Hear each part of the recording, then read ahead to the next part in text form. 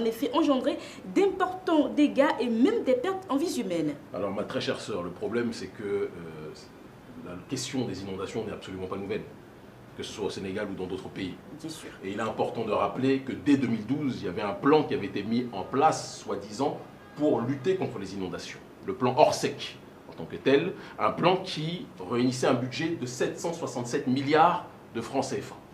767 milliards. Qu'est-ce qui a été fait de ce plan? Qu'est-ce qui a été fait de l'argent réuni pour ce plan? Toujours dans une problématique globale du plan pour un Sénégal émergent, où on est parti mendier l'aide. Et je dis on parce qu'on est des Africains, et donc le problème d'un Africain, le problème de tous les Africains de manière générale, c'est ce qu'on doit retenir aussi de cette émission. Le gouvernement sénégalais est parti mendier l'aide des autorités françaises pour que leur soit financé leur PSE, leur plan Sénégal émergent. Dans une démarche parallèle ou même inclusive en réalité, le plan Orsec avait été constitué pour lutter contre les inondations, restructurer les routes, faire en sorte qu'on soit dans une démarche de pouvoir prévenir le mal plutôt que d'avoir par la suite à faire les médecins après la mort, mais rien n'a été fait.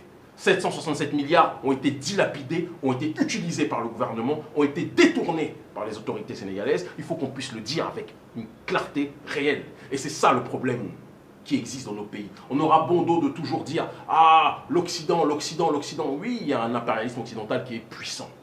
Mais on dit toujours, et je le dis toujours, qu'une civilisation est détruite par l'extérieur que si elle est rongée de l'intérieur.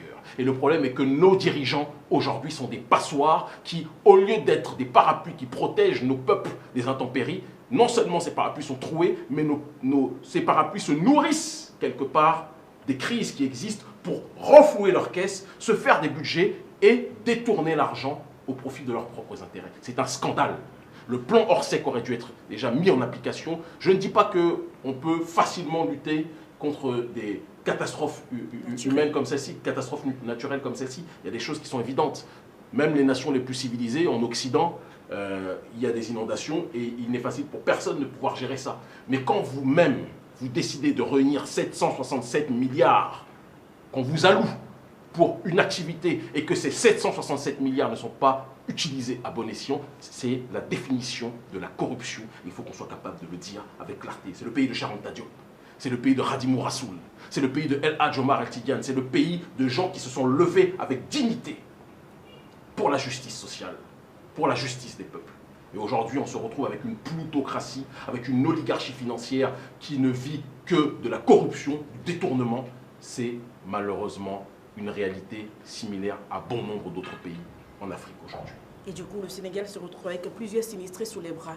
Plusieurs sinistrés sur les bras, c'est le cas de le dire. Et malheureusement, nous, notre ONG, avec les moyens extrêmement modestes dont nous disposons, nous essayons de venir en aide aux populations. Mais il est évident que nos petites mains, nos petites troupes, à quelques centaines, ne pourront jamais à elles seules réguler la problématique des inondations. Il faut qu'il y ait une politique d'État à un niveau supérieur avec un budget qui devait être celui alloué au commencement. Mais pour ça, il faudra retrouver les fonds. On va voir comment ils vont se débrouiller. Peut-être que Macron va encore recevoir un autre de ses supplétifs, en l'occurrence Macky Sall, pour qu'il puisse lui donner de l'argent. Parce qu'il a besoin, c'est comme ça que l'oligarchie française fait. Elle aime bien pouponner ses collaborateurs les plus fidèles. Donc peut-être qu'il y a une voie de sortie pour lutter contre les inondations à travers, encore une fois, la mendicité qui sera faite auprès du président Macron. Ainsi s'achève donc la première partie de l'émission Afro Pertinent. Nous passons à la deuxième partie.